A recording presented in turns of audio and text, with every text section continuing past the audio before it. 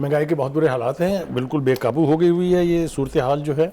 जो प्याज आज से 3 दिन पहले तक 100 रुपये और 150 रुपये मिल रहा था बहुत हाई क्वालिटी का, वो अब 250 से लेकर 350 रुपये बिक रहा है। केला जो 100 रुपये 120 रुपये था वो 150 से 200 पे चला गया है। सेब जो 200 मिल रहा था वो 350। एक अजीब क़यामत खेज़ महंगाई का मंजर हमारे सामने है।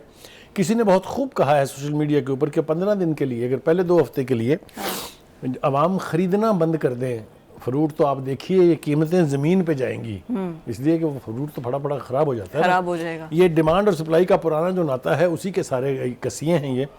तो हम तवक्को कर रहे हैं कि लोग जो हैं वो थोड़ा सा अपने मुफाद में थोड़ा सा अगर बिहेव करें और थोड़ा सख्त एक्शन लें तो ये महंगाई का तूफान जो है वो थम सकता है। हुकूमत का जहाँ तक ताल्लुक है, हमने देखा है कि सूबाई हुकूमत की तरफ से भी, फेडरल हुकूमत की तरफ से दोनों तरफ से मुख्तलिफ इकदाम किए जा रहे हैं, लेकिन इन इकदाम से कभी फर्क पड़ता नहीं है। अच्छा, ये प्याज और केले की उन्होंने कहा है कि अब इसकी किसी भी तरीके से एक्सपोर्ट बंद कर दिया है 15 अप्रैल तक। करेक्ट। और यहाँ से सूबे से बाहर जाना भी उसके ऊपर भी पाबंदी लगा दी है।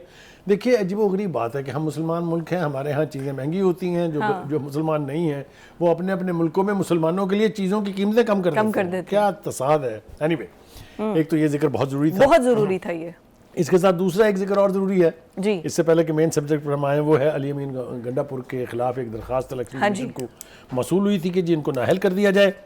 उसके लिए उन्होंने नोटिस जारी कर दिया है। तो वो जो आपे से बाहर हुए थे चीफ मिनिस्टर साहब, जिस तरह के वो नारे मार रहे थे, जिस तरह की वो यानी अपने टिपिकल लहजे में गुफ्तगू कर रहे थे, तो अब ये उनको इल्ज़ाम उनके ऊपर ये है कि उन्होंने अपने एहसासे छुपाए हैं। और ये एहसासे छुपाने का इल्ज़ाम ऐसा है जो पहले यानी बानी पीटीआई भी भुगत रहे हैं और बाकियों को भी भुगतना पड़ा है और वो भुगतते रहेंगे। इसके साथ साथ एक और डेवलपमेंट वो ये है कि जी मौलाना फजल रहमान साहब की पार्टी जो है जी वो बिलाखिर उनको रियलाइज़ हुआ कि जी मेन स्ट्रीम से हटना जो है वो फायदेमंद नहीं है। इसलिए कि अगर उनके धांधली का जो बयानिया है वो तस्लीम कर लिया जाए तो उससे अगर किसी को नुकसान होगा तो वो पीटीआई होगी जी, जो यानी सुन्नी इत्तेहाद के नाम से इस वक्त हुकूमत बनाई हुई है, क्योंकि उनको हरा के जीते हैं पीटीआई के लोग।